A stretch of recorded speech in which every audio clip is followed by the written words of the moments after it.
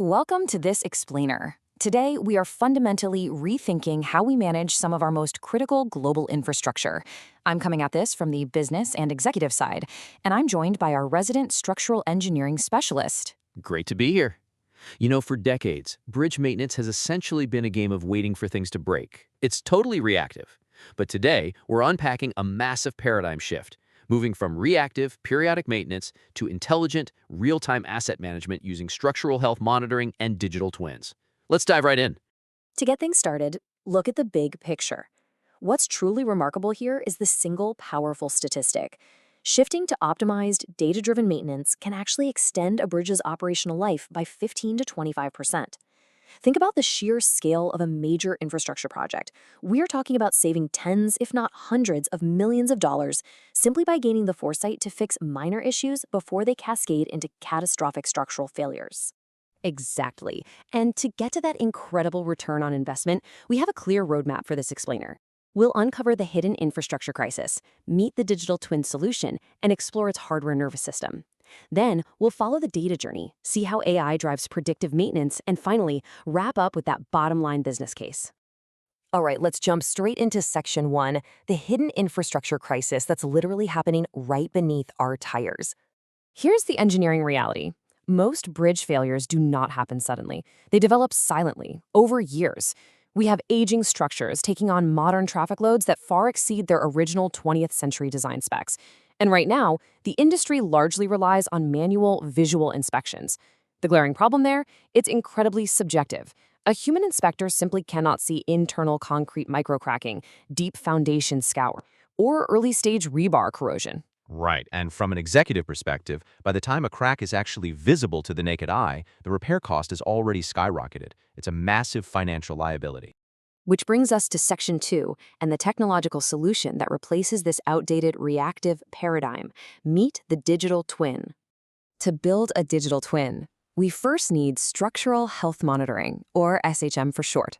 By definition, this is the continuous, real-time observation of a structure using an array of highly sensitive sensors. Think of it this way. Traditional inspections are like going to the doctor once a year for a physical. You could get sick the very next day and not know it until next year. SHM is literally like putting the patient on a continuous 24/7 heart monitor. It transforms a passive piece of concrete and steel into a continuously monitored, intelligent asset. Now, it's absolutely crucial to understand the difference between traditional models and the technology we're discussing today. A standard 3D CAD or BIM model is totally static. It's just a snapshot in time. A digital twin, however, is a living, breathing virtual replica. It continuously updates its physics-based numerical model using real-world telemetry from the actual physical bridge. So when the real bridge flexes under a heavy freight truck, the digital twin flexes with it in exact real time. That is wildly cool. But how does the bridge actually feel that heavy truck?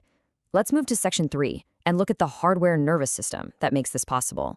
To illustrate this, imagine a 3 meters simply supported proof-of-concept bridge. In this setup, dynamic weights are applied to simulate actual passing traffic. When that vertical load hits, the top surface of the girders compresses, while the bottom experiences tension. This physical demonstration acts as a baseline to calibrate our sensors and prove that the entire technology stack works sub-sen. To capture these physical changes, we install a precise nervous system. Accelerometers track vibration and dynamic impacts. Foil strain gauges measure deformation and stress. Displacement sensors, like high-precision lasers, track absolute deflection. And of course, environmental sensors monitor things like temperature and humidity. And honestly, placement is everything here. We map out the engineering rationale carefully, placing strain gauges exactly at the midspan to capture maximum bending stress, and displacement sensors right underneath to catch maximum downward deflection. Okay, moving on to Section 4.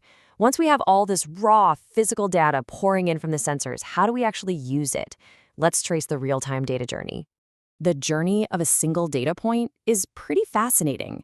It starts at the physical IoT sensor array. From there, it immediately hits a data acquisition system, or DAC, for edge processing right there on the bridge. This data is packaged and fired through cellular gateways using MQTT protocols straight into the cloud, landing in a high-speed PostgreSQL time series database. Finally, it's pushed to the digital twin visualization layer, and this entire pipeline, it happens in milliseconds. But of course, raw data isn't immediately useful. A raw DAQ input might read something minuscule like 0.025 volts.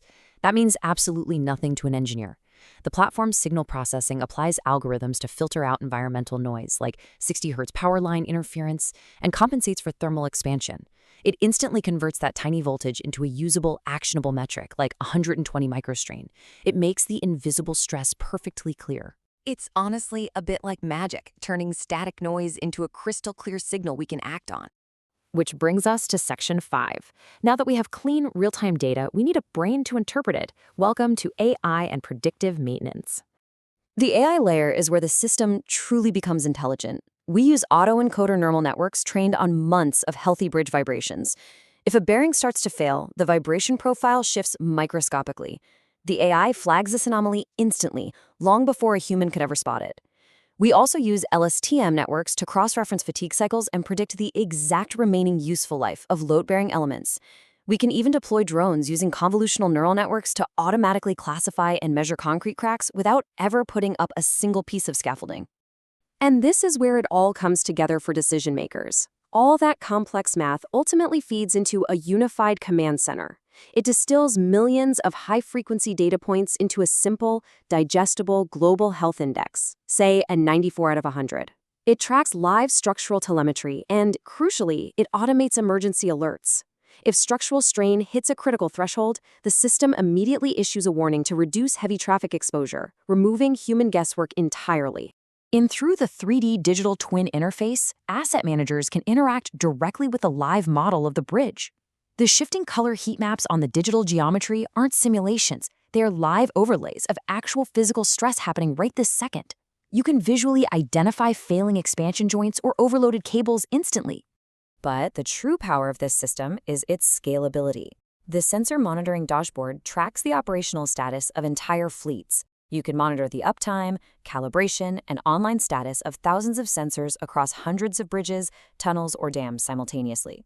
It ensures your data pipeline remains pristine and trustworthy at a regional or even national scale. All right, we've thoroughly covered the engineering. Now let's wrap up with Section 6, the bottom line business case. The math here is incredibly compelling. Let's look at a 5-year period for a sample highway bridge. Traditional management might cost you $150,000 in manual inspections and scaffolding, plus easily $400,000 in unplanned emergency repairs when things inevitably go wrong. By shifting to structural health monitoring, yes, you invest in an operational cloud expense that you effectively eliminate those massive emergency repair costs because you intervene early. You're saving hundreds of thousands of dollars per asset while completely avoiding catastrophic closures. So we want to leave you with this final thought. The technology to digitize our infrastructure's physical behavior is here today.